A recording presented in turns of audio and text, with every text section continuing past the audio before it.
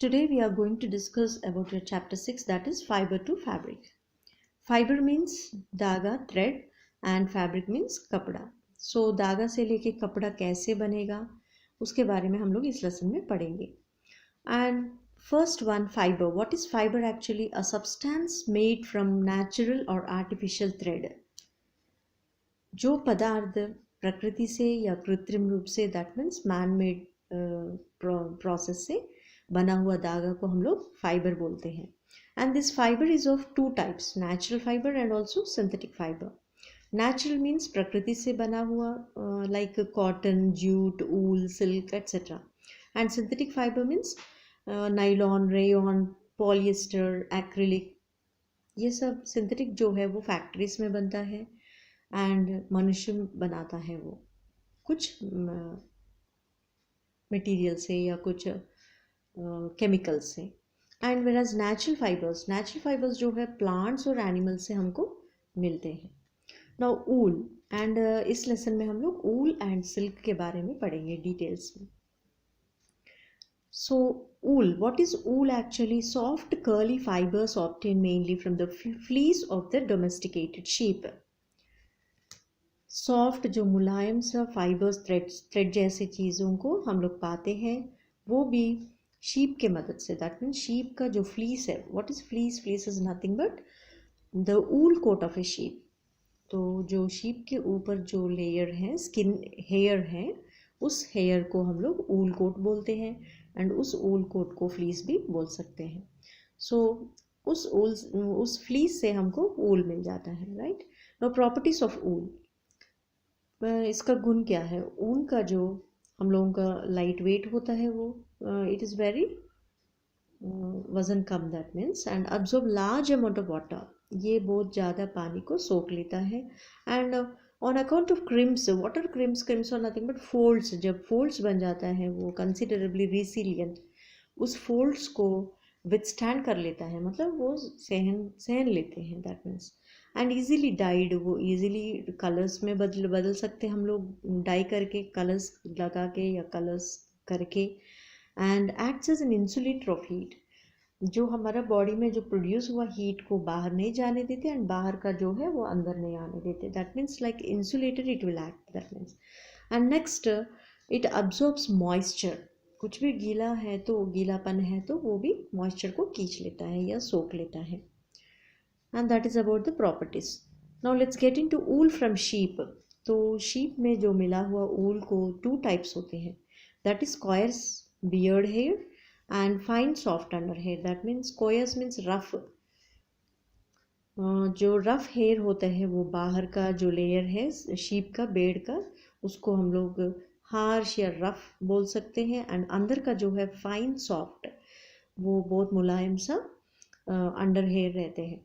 ऊपर लेयर से under layer, that means inner layer बहुत अच्छा सॉफ्ट रहता है. Next we are going to learn about other wool yielding animals. तो शीप के अलावा बहुत सारा एनिमल से हम लोग ऊन को पा सकते हैं. लाइक फर्स्ट वन, कश्मीरी गोट. कश्मीरी गोट जो है इसका ऊल सॉफ्ट होते हैं, फाइन एंड लॉन्ग भी होता है, लंबा सा एंड मुलायम सा एंड फाइन होते हैं. एंड इसमें से हम लोग इस कश्मीरी गोट के मिलने वाला ऊल से हम लोग पश्मीना शॉल्स देख सकते हैं. हम लोग पश्मीना शॉल्स जो है वो कश्मीरी गोट का ऊल से बना है. एंड ये हम लोग हिमालयन रीजन में देख सकते हैं, तिब्बतन रीजन में, हिमालयास में देख सकते हैं ऐसे टाइप का गोट्स को. नाउ नेक्स्ट, अंगोरा गोट. अंगोरा गोट जो है इसका ऊल को हम लोग मोहेर भी बोलते हैं एंड ये फ्लफ़ी होते हैं, दैट मीन्स गना सा, दैट मीन्स गना. एंड इस हेयर से या इस ऊल से हम लोग स्वेटर्स एंड बेबी क्लोथ्स को बनाते हैं. तो बेबी क्लोथ्स जो है, छोटे बच्चों का जो ऊन का कपड़ा है, विंटर वेयर जो है वो इस मोहेर से बनता है, that means. Now alpaca is also a variety, that means it's a dense, soft and long hair of 12 inches. ये 12 inches का hair होते हैं इनका. एंड dense मतलब घना सा एंड soft मुलायम सा होता है इनका hair जो है. एंड ये कोट्स बनाने के लिए एंड फाइब्रस क्लोथ्स बनाने के लिए काम आता है. And next, lima. Lima is it is also a kind of animal, and outer coat is thick. इसका जो आउटर कोट है, लाइमा का आउटर कोट जो है वो थिक मोटा सा होते हैं, एंड सॉफ्ट और मुलायम एंड ऑल्सो सिल्की होता है. दैट मीन्स रेशम जैसा होता है. एंड ये हम लोग साउथ अमेरिका में पा सकते हैं. Now next, camel. एंड इस कैमल का हेयर जो है वो फाइन होते हैं, soft and lustrous. Lustrous means shining होते हैं एंड सॉफ्ट होते हैं, वो मुलायम सा, एंड ये सब हम लोग देख सकते हैं. एंड इस कैमल को हम लोग सिबेरिया, मंगोलिया एंड चाइना में पा सकते हैं. Now angora rabbit. Angora rabbit is nothing but इसका fine and fluffy silky texture होते हैं. इसका हेयर जो है एंड घना सा एंड रेशम जैसा इसका बाल होते हैं. एंड अंगोरा ऊल बनता है इससे. अंगोरा रैबिट से अंगोरा ऊल मिलेगा, एंड ये हम लोग अंगोरा रैबिट से पाते हैं.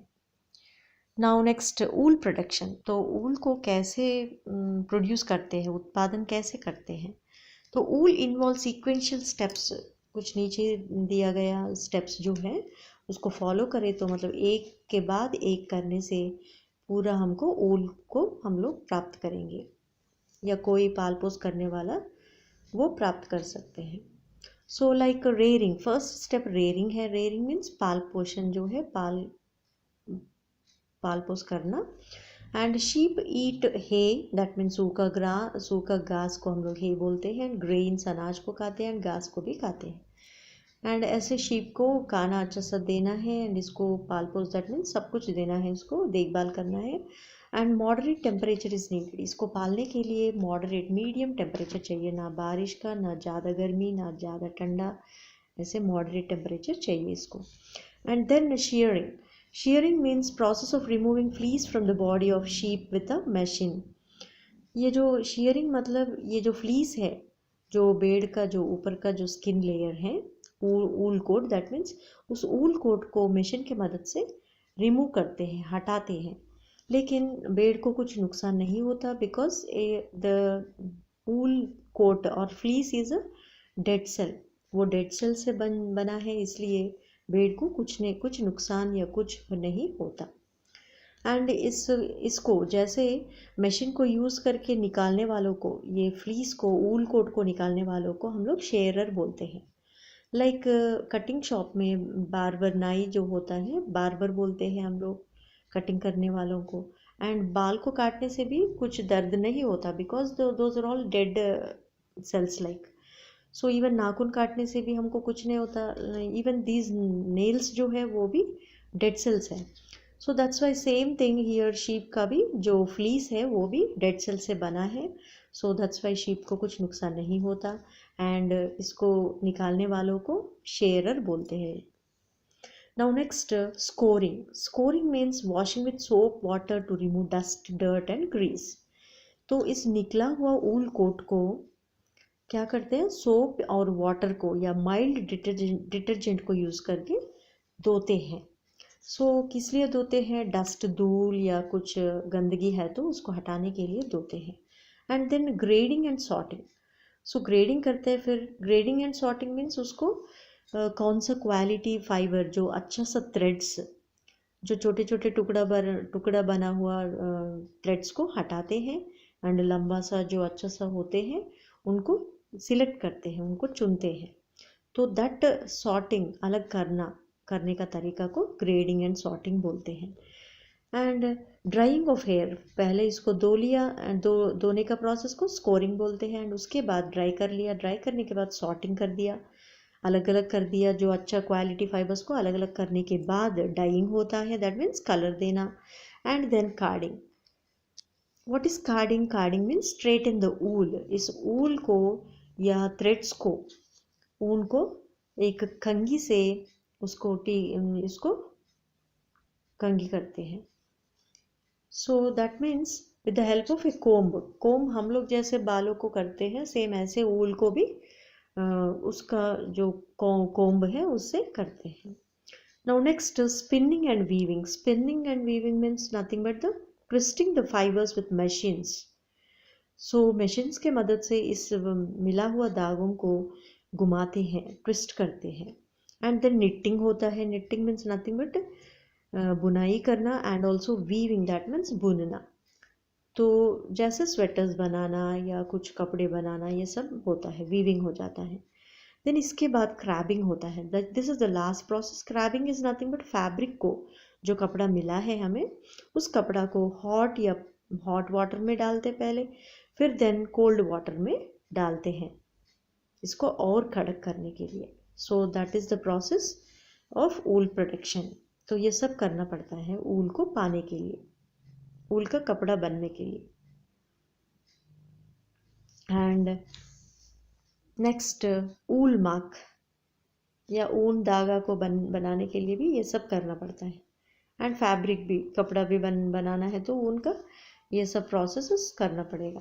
And next wool mark. Wool mark मतलब एक ब्रांडेड मार्क देते हैं इसका प्योरिटी के लिए. प्योरिटी मीन्स एक शुद्ध, एक अच्छा सा क्वालिटी है ये करके इसको एक सिंबल देते हैं. That means, so Australian wool innovation limited licenses the trademark to be affiliated vendors on their products for, that is for purity. तो एक अच्छा सा ब्रांडेड ऊल मिलने के बाद, इसका एक मार्क मिलने से, एक मार्क लगाने से उस ऊल पे एक मार्क लगाने से ये है कि जो बेचने वाला वो ब्रांडेड जैसे बेच सकते हैं. लाइक लोकल मार्केट में हम लोगों को सस्ता माल मिलेगा, उसमें ये मार्क्स नहीं होते, ट्रेड मार्क्स जो है. लेकिन जो ब्रांडेड वाला स्वेटर्स ले लिया तो, या अच्छा क्वालिटी वाला लिया तो हम लोग ये ट्रेड मार्क को देख सकते हैं. और ये ऑस्ट्रेलियन ऊल इनोवेशन लिमिटेड वाले ने तैयार कर लिया ये ऊल मार्क को. Right now next, silk. तो सिल्क क्या है? What is silk actually? Silk को हम लोग रेशम कहते हैं हिंदी में. And silk is an animal fibre. ये एक सिल्क वॉर्म से मिला है. दैट मीन्स एक वन काइंड ऑफ इंसेक्ट. सो इसको हम लोग एनिमल फाइबर भी बोल सकते हैं. And made up of proteins. 2 protein से बना है ये, सेराइन एंड फिब्रियन. सिल्क जो है सेराइन एंड फिब्रियन से बना है. And it is fine, strong and soft and obtained shining fibre obtained from silk worm. Silk worm से मिला है ये, मुलायम सा एंड बहुत चमकीली, एंड ये जो है स्ट्रॉन्ग, मजबूत होते हैं. And life cycle of silk moth. So अब हम लोग सिल्क को कैसे प्रोड्यूस करेंगे, कैसे पाएंगे हम लोग सिल्क को, वो हम लोग इस लाइफ साइकिल की मदद से हम लोग पढ़ेंगे. So with the help of picture. इस डायग्राम को देखो. First I have drawn mulberry leaves. Mulberry leaves को ड्रॉ कर लिया इसलिए कि ओनली ऑन मलबेरी लीव्स में ही ये जो सिल्क वॉर्म है वो, इसका पाल पोसना जो है वो सब उसी में होता है, मलबेरी लीव्स के ऊपर. वो दूसरा लीव के ऊपर रह नहीं सकता. तो दिस मलबेरी लीव्स के ऊपर ये जो बड़ा सा मॉथ है, दैट मीन्स ये जो बटरफ्लाई जैसा है, इसको मॉथ बोलते हैं. ये सिल्क वॉर्म ही है, नथिंग बट. तो सिल्क वॉर्म जो है वो फीमेल बड़ा होते हैं एंड जो मेल जो है वो छोटा होता है. तो फीमेल वाला जो है मॉथ, सिल्क मॉथ या सिल्क वॉर्म जो है, ये अंडा देते हैं. कहाँ पर अंडा देता है? तो एक मलबेरी लीफ के ऊपर या मलबेरी लीव्स के ऊपर. तो बहुत सारा मॉथ्स बहुत सारा एग्स दे सकते हैं मलबेरी लीव्स के ऊपर. तो I have shown some eggs here. तो ये एग्स जो है वो 14 डेज लेगा. किस लिए? लार्वा होने के लिए. लार्वा मतलब छोटा सा कैटरपिलर जैसा बनने के लिए 14 दिन लगेगा इसको. एग्स में से कैटरपिलर बनने के लिए 14 डेज लगेगा. एंड देन 14 डेज के बाद ये कैटरपिलर हम लोग देख सकते हैं. इस कैटरपिलर को सिल्क वॉर्म भी बोलेंगे, हम लोग बोल सकते हैं. एंड ये 42 डेज तक, ये जो सिल्क वॉर्म है 42 डेज तक इस मलबेरी लीफ को खाते रहेगा. एंड इसके बाद 3 to 8 डेज में, पूरा 42 डेज होने के बाद 3 to 8 डेज में एक लेयर बनेगा, लेयर बनाता है वो सिल्क वॉर्म जो है, कैटरपिलर जो है, अपने शरीर को सुरक्षित रखने के लिए, बाहर टेम्परेचर से बचाने के लिए वो एक सिल्क थ्रेड बनाता है. तो उस सिल्क थ्रेड 1000 फीट लॉन्ग होता है. एंड ऐसे थ्रेड्स बहुत सारा बना के लास्ट में ऐसे ककून डेवलपिंग इनटू मॉथ, मतलब बड़ा सा कीड़ा बनने का प्रोसेसिंग हो रही, एंड इसके अंदर ये बढ़ते जाएगा एंड बाहर से ये बहुत सारा लेयर सिल्क थ्रेड्स फिलामेंट्स को अपने पूरा शरीर को कवर करते रहेगा एंड कर लेगा, and this is known as cocoon. ये अब ककून विथ प्यूपा बन गया या मॉथ। देन इसके बाद ये जो नॉर्मली हम लोग बाहर देखा तो ये प्यूपा जो है फिर अच्छा सा कंडीशंस, फेवरेबल कंडीशंस में ये ककून से बाहर आके ये अपना ज़िंदगी लीड करता है, बाहर चला जाके वो अपना ज़िंदगी जीता है। लेकिन कभी अगर सिल्क वॉर्म प्रोडक्शन वाले जब इंडस्ट्रीज़ में अगर इसको पालेंगे तो ये लोग क्या करेंगे, पहले गर्म पानी में डालेंगे इन ककून को, फिर गर्म पानी में डालने से क्या होता है, ये ककून जो है ऊपर का लेयर जो है वो अलग हो जाता है एंड ये कीड़ा अलग हो जाता है। तो इसलिए तब आसान रहेगा उस धागा को निकाल के फिर कपड़ा बनाने के लिए। तो that is the process. Then now let's get into silk production. तो सिल्क प्रोडक्शन कैसे होता है, सिल्क को हम लोग कैसे पाते हैं। The filaments are taken out from the cocoons by reeling और फिलेचर। फिलेचर या रीलिंग के प्रोसेस से धागा को बनाते हैं, फिलामेंट्स को, इन छोटे इन 1000 फीट धागा को एक एक धागा को हटा के रीलिंग करते हैं मशीन के मदद से। तो इसको, इस प्रोसेस को हम लोग फिलेचर भी बोलते हैं, and done in special machines resulting raw silk. तो इसी धागा को हम लोग रॉ सिल्क बोलते हैं। एंड आउटर कवरिंग से, ककून का जो आउटर कवरिंग है वो रॉ सिल्क बनता है, एंड अंदर का जो रेशम है वो और फाइन होता है और अच्छा होता है, उसको फाइन सिल्क बोलते हैं। ये और महंगा और क्वालिटी और प्योरिटी होता है उसमें। Now next, these reeled filaments को spun करते हैं to yarn called throwing, which is finally made as raw silk। अब raw silk पूरा बन जाता है, उस filaments को spun किया तो to yarn, कपड़ा जैसा बनाते हैं, yarn करते हैं। इस process को हम लोग throwing बोलते हैं, and which is finally last में हम लोग को raw silk पाते हैं। Now processing of silk thread। तो silk thread को कैसे पाते हम लोग, लाइक ऑर्गेन्जी और ऑर्गेनाइज जो है वो 4 टर्न पर सेंटीमीटर, अगर ट्विस्टिंग घुमाते समय अगर 1 सेंटीमीटर में 4 बार टर्न करके बनाए तो उस कपड़ा या उस थ्रेड को हम लोग ऑर्गेन्जी बोलते हैं। एंड नेक्स्ट क्रेप कैसे बनता है, क्रेप जो है 16 to 32 टर्न्स करे तो पर सेंटीमीटर में, 1 सेंटीमीटर में 16 to 32 टर्न्स, दैट मीन्स घुमाए तो उस थ्रेड को, ऐसे कपड़ा बन जाता है या ऐसे थ्रेड बन जाता है, क्रेप कपड़ा या crepe thread. Now next tram, ये 8 to 12 टर्न्स पर सेंटीमीटर से बनता है, एंड थ्रोन सिंगल्स मतलब एक अलग अलग फिलामेंट्स, अलग अलग फिलामेंट थ्रेड्स लेके सिंगल्स बना सकते हैं।